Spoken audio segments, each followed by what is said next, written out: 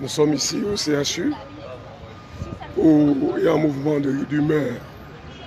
Les malades souffrant d'insuffisance rénale et ayant droit aux dialyses souffrent d'en avoir.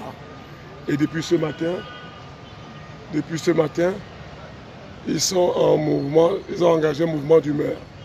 Comme vous pouvez le constater, les forces de l'ordre, la gendarmerie, la police est sur place.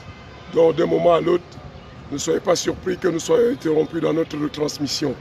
Ces malades nous ont appelés parce qu'ils souffrent depuis.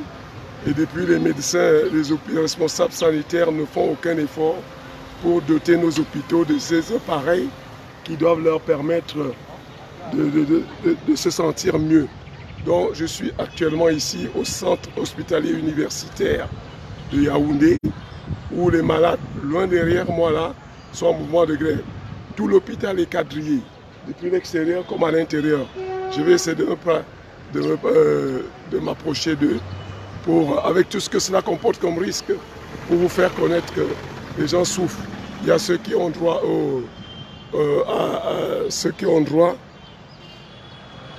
ceux qui devraient avoir droit au traitement et qui ne l'ont pas. Par contre, il y a ceux qui ont droit aux véhicules et qui les ont. Voilà, vous pouvez voir plus loin les forces de l'ordre, la police, la gendarmerie qui les encadre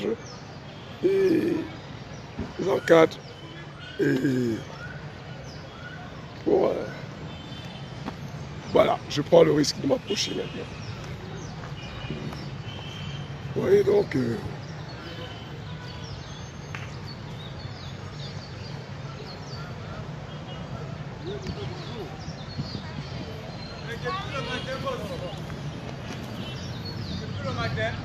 ouais, mais j'ai des engagements, j'ai des...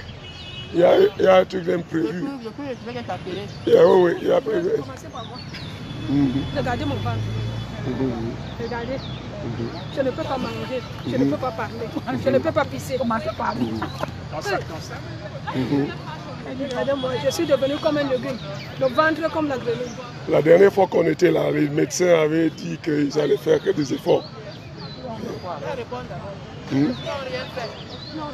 Donc depuis ce temps-là, rien n'a été fait. Et c'est pour cela que vous êtes là. Et puis, je vois que vous êtes déjà bien gardés par les forces de l'ordre, la gendarmerie et la police. Et là. Oui, je les vois.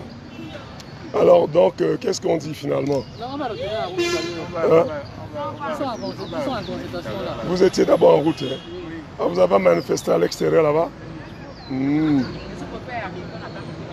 Oui, je suis arrivé en même temps que le sous-préfet. Oui, c'est fermé, non? J'ai pu entrer parce que le sous-préfet est arrivé. Et je me suis fait comme un membre de sa suite. Bon, les autres ne sont pas des malades alors. Il n'y a que vous là qui êtes des malades. Avec les responsables pour négocier. Ils sont en train de faire le traitement. À faire le traitement. Il y a quand même, on essaie quand même de vous traiter.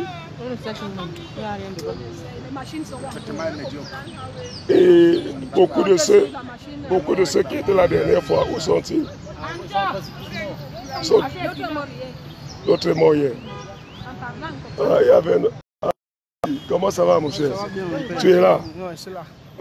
Parce que la dernière fois, tu étais très mal porté. C'est très mal. Oui. Maintenant, ça a l'air d'aller un peu mieux. C'est parce que j'ai fait une ponction d'acide. Parce que mon ventre était vraiment très grande. J'ai fait une ponction d'acide pour diminuer le ventre, pour que je puisse respirer au moins.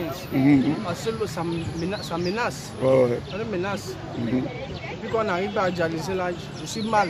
Avec nos machines qui sont fausses. On est obligé d'attacher la machine pour que tu puisses dialyser.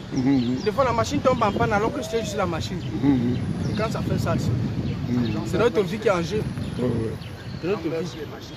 Nous mourrons sur les machines. Oui, c'est ce que vous avez dit la dernière fois. Dernièrement, on a causé avec un papa, m'a dit. Hier, on dit qu'il est mort. Il est décédé. Ah bon? Donc, chaque fois quand vous nous voyez comme ça là, faut mettre que peut-être ça peut être la dernière fois que vous nous voyez. Ouais. Parce que nous mourrons chaque jour, nous mourons. Chaque jour, nous mourons. Ouais, je voudrais que les gens conçoivent qu'il y a les forces de l'ordre, la police loin derrière là. Nous sommes fatigués. Tout ce que nous voulons, nous demandons, c'est du matériel et des machines neuves. Donc depuis là, voilà les forces de l'ordre qui rentrent, la gendarmerie rentre déjà. Mais la police c'est encore là. Alors dites les choses, hein. Moi je suis venu. Les gens, je suis en live, hein. Je suis en live. Je suis en live. La gendarmerie qui part déjà. La gendarmerie est en train de partir, la police reste.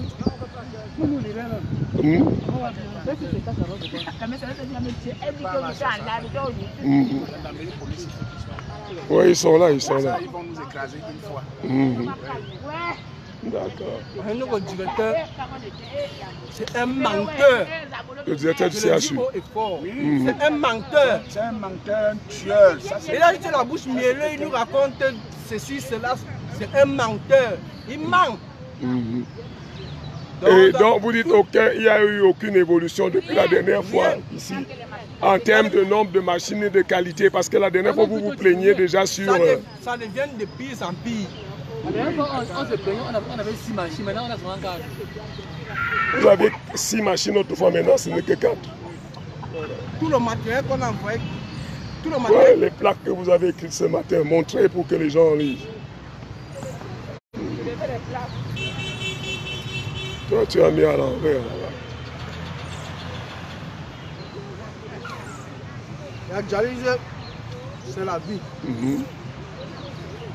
Parce que les Land Cruiser devraient acheter des appareils. L'argent de Land Cruiser aurait pu permettre d'acheter déjà les appareils chez vous. Là. Oui. Surtout qu'il y a un leader mondial de fabrication d'appareils dialyse qui est venu au Cameroun négocier. Et jusque-là, il n'y a pas de suite. Comment? Il y a des moments, ce problème c'est dialyse, surtout au CHU. Il y a des moments où nous avons des problèmes ici, quand le CHU est défaillant, on va à Bolova, on est rejeté. On va avec quoi? On nous repousse. Donc si on ne dialyse pas ici au CHU, on ne peut pas dialyser. Dans les machines, ces machines sont à disposition de tout. Vous prenez bien votre cas, vous arrivez à l'est. On vous dit, monsieur, on ne vous dialyse pas. Vous ne savez pas pourquoi. Quand tu es arrivé encore là, tu as mis le feu. Vous allez à Bolova, on fait pareil. Il n'explique pas pourquoi? Il n'explique pas pourquoi. Il n'explique pas pourquoi. Peut-être parce que vous n'êtes pas ressenti, c'est dans leur hôpital peut-être. Le problème c'est que on leur a demandé. Si nous ne pouvons pas dialyser ici, nous la note qui stipule que nous ne pouvons pas dialyser, ou bien arrêter. C'est qu'on ne peut pas dialyser dans votre sang. Mais s'il n'y a pas arrêté, s'il n'y a pas de décret, on nous laisse dialyser. On a besoin de ça pour vivre. Oui. Alors, si déjà, quand vous quittez ici, il y a des gens qui quittent ici pour aller dialyser à Bolova. Ils arrivent là-bas, on les renvoie. Avant d'arriver à Yaoundé, ils sont morts. Ils meurent dans la voiture. Parfois, ils descendent comme ça, ils arrivent à la maison, ils meurent. Oui, c'est choquant. dans les normes, si tu es un hémodialysé, tu devrais être partout dans le pays, sur le territoire camerounais. Tu vas à Maroua, tu pars à Douala, on te dit que non, tu n'es pas un malade de Douala. Qu'est-ce que ça veut dire? Donc ça veut dire que si vous voulez vous consulter, comme vous consultez au CHU, vous pouvez pas aller vous consulter à Douala. C'est ce que ça veut dire. Normalement, si vous êtes déjà un hémodialysé, partout sur le territoire camerounais, partout où tu vas, quand tu sens mal, tu dois dialyser. Qu'est-ce qu'il y a un problème que, parce que tu es du CHU, tu ne dois pas dialyser à Bolova, tu arrives à Bolova. Même ici à l'hôpital général. Tu arrives à l'hôpital général, ils te chassent. Tu arrives à Douala, ils te chassent. À Bédoua, ils te chassent. À Boya, parce que tu n'es pas malade de ceci. Est-ce que c'est normal? C'est normal. Est-ce que si vous avez besoin de vous consulter, vous avez besoin de vous faire consulter, parce que vous êtes déjà consulté au CHU, vous ne devez plus le faire consulter à Douala. à l'hôpital général. Donc, tu es libre à te consulter partout. Donc, ça veut dire que tu dois te faire soigner partout sur la terre camerounaise. Parce que nous ne le faisons pas gratuitement. Nous payons avec notre argent. Et ce n'est pas facile de trouver les 5 000 là. Chaque semaine, tu trouves 5 000 pour dialyse. Par séance? Par séance. 5 000. Oui, ça fait 8 séances par mois. Et il faut 8 séances par mois. 8 séances par mois. Donc un budget de 40 000 par mois. 40 000 par mois. Sans compter les examens. Les examens, le sang et tout ça. Les produits. Les antidépresseurs. Tout ça, c'est beaucoup d'argent. C'est beaucoup d'argent. Nous dépensons beaucoup. Mais le ministre vous avez reçu dernièrement en audience. Celui-là, il nous a reçu. Il nous a dit des bêtises. Il nous a dit des bêtises. Non, il vous avait quand même dit que, le ministre vous avait dit qu'il est prêt à vous recevoir, mais le problème c'est qu'il y a un problème d'argent pour accéder à l'argent. Je crois que c'est ce qu'il avait dit aussi. Il va bien voir, mais il y a un problème. Que l'autre point de difficulté, c'est quand il faut faire appel à l'argent, au financement pour payer. Depuis combien d'années Depuis combien d'années on dit que c'est les finances. Depuis combien d'années aujourd'hui? Tout cet argent part où? Tout notre argent part où? Je crois que c'est une affaire de combo. C'est tout. Tout ça s'est passé, ils ont quelque chose à gagner derrière. Nous sommes des sacrifiés. Ils ont quelque chose à gagner derrière.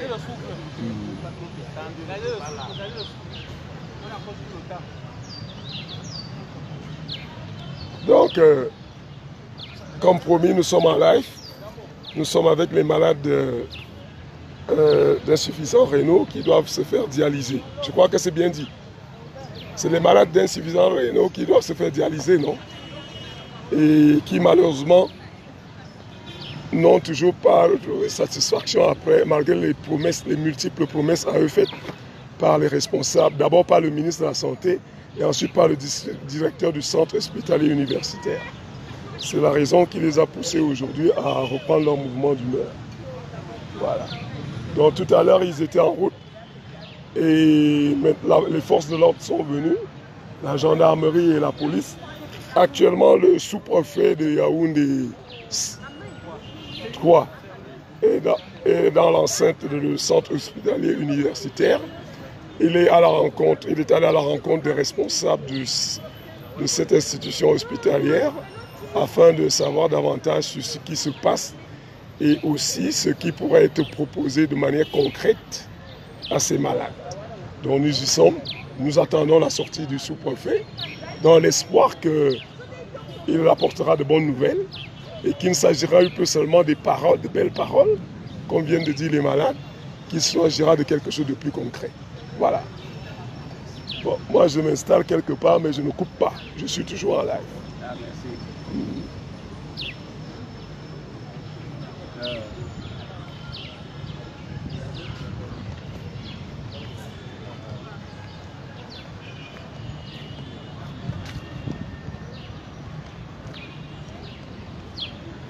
Nous sommes donc au centre hospitalier universitaire, comme vous pouvez le voir. Bon, je me réjouis, les forces de l'ordre, il faut se réjouir qu'ici, là, aujourd'hui, les forces de l'ordre ne m'ont pas bousculé. Hein. Ils ne m'ont pas empêché de faire mon travail.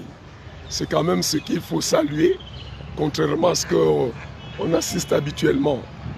Oh là là, waouh, waouh. Décharge. Ah oui. On a besoin de...